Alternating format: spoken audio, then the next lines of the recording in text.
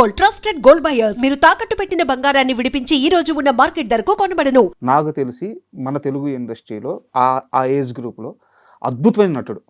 ఎలాంటి క్యారెక్టర్నైనా ఖచ్చితంగా పండించగలరు, అన్ని ఎమోషన్స్ చేయగలరు.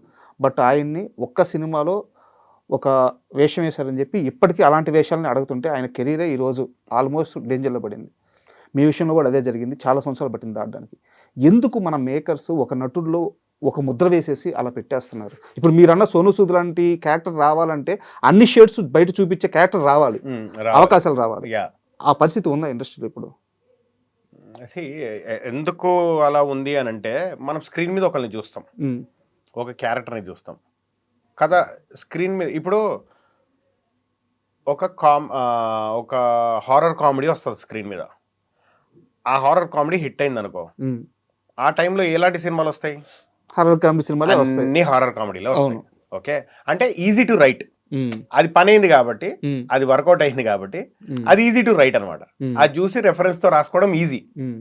ఒక గ్యాంగ్స్టర్ సినిమా హిట్ అయింది అనుకో, అన్ని అలాంటివి వస్తాయి కొన్ని రోజుల వరకు. మళ్ళీ ఎవరో ఒకరు వచ్చి బ్రేక్ చేయాలని. అలా ఒక క్యారెక్టర్ని స్క్రీన్ మీద చూసినప్పుడు వాడికి అలాంటి క్యారెక్టర్ రాయడం ఈజీ రైటర్స్కి. అలాంటి క్యారెక్టర్ ఎవరో ఒకరు వస్తారు, దాన్ని బ్రేక్ చేసి ఇది మొనాట్నీ ఉంది అని దాన్ని బ్రేక్ చేసే వాళ్ళు ఎవరో ఒకరు వస్తారు. వచ్చినప్పుడు పని అవుతుంది. అప్పటి వరకు యాక్టర్గా ఇక్కడ రెండు విషయాలు ఉంటాయి. మళ్ళీ యాక్టర్కి డబ్బు అవసరం అయితే ఆడు చేసుకుంటూ వెళ్ళిపోతాడు, అవే టైప్ కాస్ట్ అయిపోతాడు. పర్వాలేదు, నాకు డబ్బుతో పని లేదు, డబ్బు కాదు నాకు, నేను వెయిట్ చేస్తాను, నేను అనుకునే క్యారెక్టర్ నెక్స్ట్ మళ్ళీ ఈ మొనాట్ని బ్రేక్ చేయడానికి నేను వెయిట్ చేస్తానని యాక్టర్ డిసైడ్ అయ్యి వాడెళ్ళి డైరెక్టర్స్తో, సార్ ఇది కాదు సార్, ఇదే చేస్తాను సార్, ఇంకేదైనా ట్రై చేయండి సార్, ఇంకేదైనా ఇవ్వండి సార్ అని రిక్వెస్ట్ చేసుకోగలిగితే పని అవుతుంది. యాక్టర్స్ కూడా తీసుకోవాలి ఆ రెస్పాన్సిబిలిటీ. వాళ్ళు రైటర్స్ అండ్ డైరెక్షన్ డిపార్ట్మెంటే కాకుండా యాక్టర్స్ కూడా ఆ రెస్పాన్సిబిలిటీ తీసుకొని వెళ్ళి చెప్పుకుంటే, సార్ నాకు ఇదే అయిపోతుంది సార్, ఇదే ఇంకేదన్నా ఛాలెంజింగ్ ఏదన్నా ఒక్క సీన్ అయినా పర్వాలేదు, 2 సీన్లు అయినా పర్వాలేదు, ఛాలెంజింగ్ ఏదన్నా ఉంటే ఇవ్వండి, డెఫినెట్లీ వింటారు డైరెక్టర్స్, డెఫినెట్లీ ఆలోచిస్తారు. ఆడ అడుగుతున్నాడు ఏదో ట్రై చేద్దాంలే నెక్స్ట్ అనేది ఉంటుంది. అది యాక్టర్ మీద కూడా ఉంటుంది ఆ రెస్పాన్సిబిలిటీ. అందరికి పాసిబిలిటీ కాదు కదా. అదే చెప్పాను, ఎందుకు అవ్వదు అని అంటే, as an actor first of all ఇల్లు వదిలి మనము అన్ని డ్రీమ్స్ అని వదులుకొని మన తోటోడు ఎవడో వేరే ఐటీ జాబ్ చేసుకుంటాడు, లక్షలు సంపాదించుకుంటూ మనం ఏం చేయకుండా ఎప్పటికో ఒక బ్రేక్ వచ్చి సినిమాలు మొదలయ్యే టైంకి మనం వాటికి వదులుకోవాలనుకోం, కంటిన్యూస్గా చేసేస్తుంటాం. అవునా? ఇక డబ్బు కూడా కాదు కానీ అవకాశాలు వదులుకోవాలనుకోం మనం. అరే ఇది పని అవుతుందేమో, అది పని అవుతుందేమో, అది కంటిన్యూస్గా చేసే ప్రాసెస్లో కొన్ని రోజులకు అదే రకమైన సినిమాలు రిలీజ్ అయ్యేసరికి మనం టైప్ కాస్ట్ అయిపోతాం. అంతే, అదే జరుగుతుంది. అండ్ మధునందన్ని మొదటిసారి కెమెరా ముందు నిలబెట్టిన వ్యక్తి రాజమౌళి గారు. అవును, శాంతినివాసం సీరియల్లో యాక్ట్ చేశారు. శాంతినివాసం సీరియల్ యాక్ట్ చేశారు. నాకు తెలిసి మీకు రాజమౌళి గారితో మంచి ర్యాపో ఉండింది. ఇప్పటికీ ఉంటుంది, ఆయన్ని కలిస్తే ఇప్పటికీ ఉంటుంది. కాకపోతే కలిసే అవకాశం దొరకట్లేదు కానీ, లేకపోతే రాజమౌళి గారు అంటే ఆయన ఇప్పటికీ చిన్న యాక్టర్స్ని కూడా చాలా ప్రేమగా పలకరిస్తారు. ఆయనతో పని చేసినా పని చేయకుండా ఆయన ఈక్వల్ అదే అమౌంట్ ఆఫ్ ప్రేమ చూపిస్తారు, అదే అమౌంట్ ఆఫ్ రెస్పెక్ట్ చూపిస్తారు. యాక్టర్ అన్న, ఫిల్మ్ ఇండస్ట్రీలో ఎవరైనా ఇంకా పరిచయం ఉన్న వాళ్ళు అయితే ఇంకా బాగా చూపిస్తారు. ఒకసారి అంటే ఇంకా ఎప్పుడో ఒకసారి అవకాశం దొరికి ఆయన్ని కలిస్తే తెలుస్తుంది మళ్ళీ. బట్ ఎక్కడో బ్రేక్ అయినట్టు అనిపిస్తుంది నాకు. ఏం బ్రేక్ అవ్వలేదబ్బా. బ్రేక్ అంటే రిలేషన్ చెడిపోయిందని కాదు, మీరు ఆయన అప్రోచ్ అవ్వడం బ్రేక్ అయిందని అనిపిస్తుంది. అంటే చూడు, ఇప్పుడు బాహుబలి చేశారు ఆయన. బాహుబలి నేను ఏ క్యారెక్టర్ చేయగలుగుతాను చెప్పు నువ్వు? నేను ఎందుకు అప్రోచ్ అయ్యి ఏం పని అవుతుంది చెప్పు? బాహుబలి ఎంత పెద్ద స్పాన్ ఉన్న సినిమా, మళ్ళీ RRR అంత పెద్ద స్పాన్ ఉన్న సినిమా. సో ఒక్కొక్క సినిమా 5 years అయిపోయింది, దెన్ మళ్ళీ RRR ఒక 4 years 3 years అయిపోయింది. సో ఆయన సినిమాలు అన్ని రోజులు ఉన్నప్పుడు మనం ఆయన కలవలేము, బ్రేక్ చేయలేము, అంటే it is not right. So ఆయన అంత పెద్ద బిజీ అయిపోయారు, ఎక్కడ వెళ్ళి కలుస్తాం, ఏం కలుస్తాం? సో ఆయన ఎక్కడికో వెళ్ళిపోయారు. ఆయన జేమ్స్ క్యామరూన్తో కలుస్తుంటే మనం వెళ్ళి ఎలా కలుస్తాము? ఇంపాసిబుల్ అది. అంటే మనం ఓకే, మేబీ ఏదన్నా ఒక రోజు ఏదో సినిమా చూసి ఆయన ఏదన్నా అవకాశం ఉందని పిలిస్తే ఓకే, కానీ బట్ ఆయన్ని అప్రోచ్ అవ్వాలనుకోవడమే ఇట్ ఈస్ నాట్ అంటే పాసిబుల్ కాదేమో అనిపిస్తుంది. మీరు ఎప్పుడైనా ఊహించారా ఒకరోజు ఒక సాధారణ డైరెక్టర్, శాంతినివాసం అప్పుడు ఒక సాధారణ డైరెక్టర్, ఆ డైరెక్టర్ ఈ రోజు face of the Indian cinema అవుతాడు అని చెప్పి ఎప్పుడన్నా మీరు ఊహించారు? అనుకోలేదు. బట్ సై సినిమా చేస్తున్నప్పుడు మాత్రం సార్ ఏదో చేస్తారని తెలుసు, కానీ వరల్డ్ సినిమాలో one of the biggest names అవుతుందని ఎవ్వరు అనుకోలేదు. బట్ ఆయన ఏదో చేస్తాడని తెలుసు, ఆయన ఏదో మ్యాజిక్ చేస్తాడు, ఆయన ఏదో క్రియేట్ చేస్తాడు అని అందరికీ తెలుసు. బికాస్ సై సినిమా చేస్తున్నప్పుడు మాకు తెలుసు కదా, I mean the hard work, ఆయన ఆలోచన అంతా తెలుసు. బట్ ఆయన ఇంత పెద్దది, ఓ మై గాడ్, అసలు ఆయన ఇప్పుడు ఆయన ఎక్కడో ఉంటేనే ఆయన దగ్గరికి వెళ్ళడానికి భయం వేస్తుంది అబ్బా, అంత క్లోజ్ ఉండి కూడా. అంటే అంత పెద్ద, అంత ఆరా అయిపోయింది ఆయన చుట్టూ. ఒక చిన్న డౌట్, నేను యాక్చువల్గా నా ఇంటర్వ్యూలో చాలా మందిని ఈ క్వశ్చన్ అడుగుతూ ఉంటాను. వై మధునందన్ అంటే, ఇప్పుడు ఒక డైరెక్టర్ మధునందన్ని తీసుకుంటే సెట్లో మీరు డైరెక్టర్కి కానీ ప్రొడ్యూసర్కి కానీ మీరు ఇచ్చే కంఫర్ట్ ఏంటి? నేను ఇచ్చేదే కంఫర్ట్. అంటే అది ఎలా ఉంటుంది నాకు అంటే, యాక్చువల్గా ఉదయం పిలుస్తారు అది నన్ను అడగడం కంటే నేను పనిచేసిన డైరెక్టర్స్ని అడిగితే, లేదా డైరెక్టర్స్ ప్రొడ్యూసర్స్ని అడిగితే చెప్తారు. బట్ నేను చెప్తాను యాజ్ హ్యూమన్ బీయింగ్ నేనేం చేయగలుగుతాను.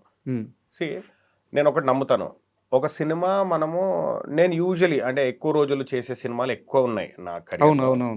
సో ఒక సినిమాలో ఒక డైరెక్టరు ఒక యాక్టర్ ట్రావెల్ అవ్వాలంటే మినిమం ఒక 10 days 12 days ట్రావెల్ అవుతే, ఆ 10-12 రోజులు మనం సెట్కి వెళ్తే, అరే వీడు వస్తే బాగుంటుందిరా, ఓకే బాగుంటుంది తను వస్తే.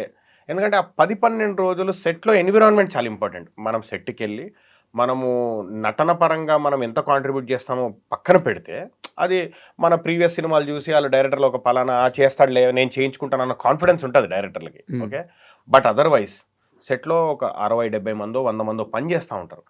ఆ ఎన్విరాన్మెంట్ ఏ ఒక్కరు చిరాకు పడ్డా లేదా ఏ ఒక్కరు తేడా ఉన్నా మొత్తం 100 members 150 members ఎన్విరాన్మెంట్ చెడిపోతుంది. అది డైరెక్టర్ మీద ఇంపాక్ట్ అవుతుంది, కో యాక్టర్స్ మీద ఇంపాక్ట్ అవుతుంది.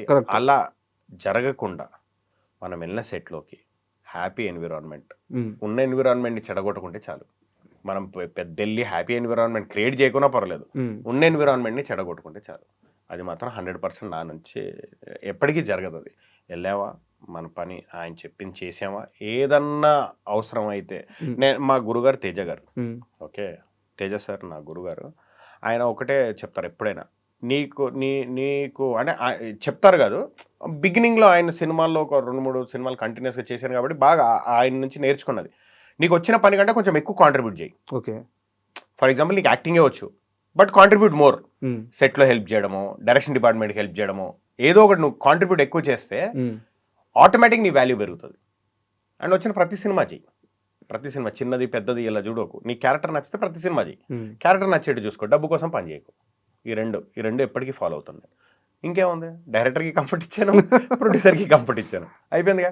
డబ్బును ఫాలో అవ్వను, సెట్లో నాకు వచ్చిన పని కంటే ఎక్కువ చేస్తాను. అంటే తేజ గారి ప్రస్తావన వచ్చింది కాబట్టి, మధునందన్ జీవితంలో తేజ గారి స్థానం అంటే ఏం చెప్తారు? My father, my mother, my family, then Teja sir. అంతే, ఇంకా నెక్స్ట్ ఈజ్ తేజ సార్. ఎందుకు అంత అంటే ఎందుకు అంటే ఫస్ట్ సినిమా ఇప్పుడు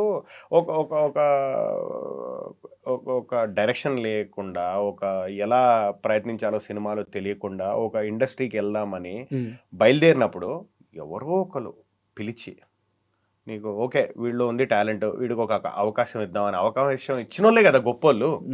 ఇప్పుడు మనలో టాలెంట్ గ్రహించి అన్నీ ఉన్న తర్వాత వస్తాయి, ఆటోమేటిక్గా వస్తాయి అవకాశం. కానీ ఏమీ లేని రోజుల్లో వీళ్ళు ఏదో ఉంది అని గ్రహించిన వాళ్ళే కదా చాలా గొప్పలు. సో ఆయన గ్రహించారు 100%. ఆయన నన్ను ఒక్కడే కాదు, కొన్ని 100 మందిని గ్రహించారు. ఒక సినిమాలోనే 30 మందిలో ఆయన 100 మందిని గ్రహించారు. నాట్ ఓన్లీ యాక్టర్స్, టెక్నీషియన్స్, కొత్త ప్రొడ్యూసర్లు, ఇంకా ఆయనది ఆయన ఒక చరిత్ర. అంటే ఈ క్వశ్చన్ చాలా సరదాగా అడుగుతున్నాను, మిమ్మల్ని కొట్టారు ఆయన ఎప్పుడన్నా? లేదు, కొట్టలేదు. కొడితే బాగుండని అనుకున్న రోజులు చాలా ఉన్నాయి. ఆయన కొడితే బాగుండు అనుకున్న రోజులు చాలా, నేనే కాదు నా తోటోళ్ళు చాలా మంది అనుకునేవాళ్ళు ఆయన కొడితే బాగుండని. బికాస్ ఆ రోజుల్లో ఆయన కొడితే సూపర్ స్టార్లు అయ్యారు. ఆయన కొట్టే ప్రతి ఒక్కరు సూపర్ స్టార్ అయ్యారు. అవునా? ఆయన కొట్టిన వాళ్ళు ప్రతి ఒక్కరు సూపర్ స్టార్ అయ్యారు. ఇప్పుడు నేమ్స్ ఎందుకు లేకని ఆయన కొట్టిన వాళ్ళు అందరూ సూపర్ స్టార్ అయ్యారు. ఆయన కొట్టిన గట్టి తిట్టిన సూపర్ స్టార్లు అయ్యారు. కొడితే బాగుండు తేజ సార్, కొడితే బాగుండని ఎంతమంది వెయిట్ చేసేవాళ్ళు సెట్లో. ఆయన కొట్టేస్తే బాగుండు, ఒక దెబ్బ కొట్టేస్తే బాగుండు. అంటే ఇంటర్వ్యూ మనం కూర్చుంటున్నాం అనగానే, నేను ఇంటర్వ్యూ అంతా ఒక పార్ట్, ఒక సీక్వెన్స్గా మాత్రం ఒక విషయాన్ని అడగాలని చెప్పి కూర్చున్నాను.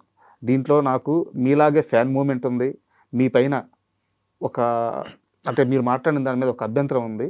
అది అభ్యంతరం అంటే మీ వర్షన్ వింటే అది తెలుస్తుంది. మొత్తం దేని గురించి అంటే మెగాస్టార్ చిరంజీవి గారి గురించి. ఫస్ట్ మీరు మాట్లాడినది ఒక మాట చెప్తాను. ఒక యాంకర్ వచ్చి మిమ్మల్ని అడిగారు, మీ దృష్టిలో మీకు చిరంజీవి గారి ఫేవరెట్ హీరో అంటే, అంతే చిరంజీవి గారే నా ఫేవరెట్ హీరో అంటే చిరంజీవి గారే కుండ బద్దలు కొట్టేశారు. మామూలుగా మీలాగా ఇండస్ట్రీలో ఉండి యాక్టర్గా ఎదుగుతున్న వాళ్ళు పెద్ద ఓపెన్ సీక్రెట్ మీకు కానీ నాకు కానీ కొన్ని వందల మందిలో 89 మందికి చిరంజీవి గారే ఇన్స్పిరేషన్. బట్ కొంతమంది నటిస్తారు, నాకు చిరంజీవి గారు అంటే ఇష్టం అండి కానీ మిగతా హీరోలు కూడా అది ఇది అని చెప్పేసి. ఎక్కడా ఆ నటన లేదు. చిరంజీవి గారే హీరో, నాకు హీరో అంటే చిరంజీవి గారే. ఏంది అంత పిచ్చి ప్రేమేంది? I love all the heroes.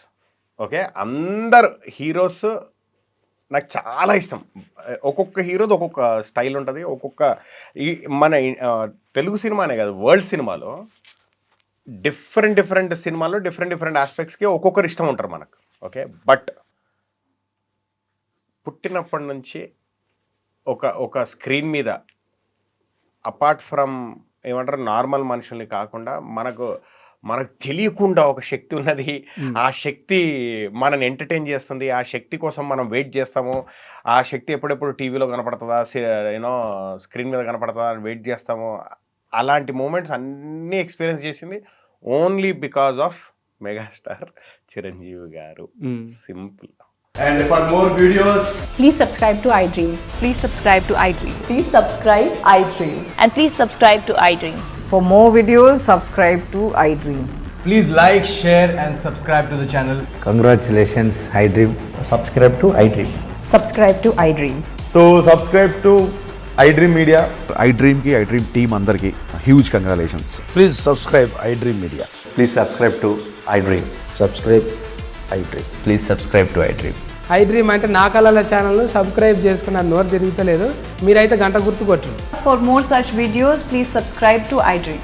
Subscribe to iDream. Please subscribe to iDream. Please subscribe iDream Media. Please do subscribe to iDream. Please subscribe to iDream Media. For best entertainment and information, please subscribe iDream. And don't forget to subscribe to iDream.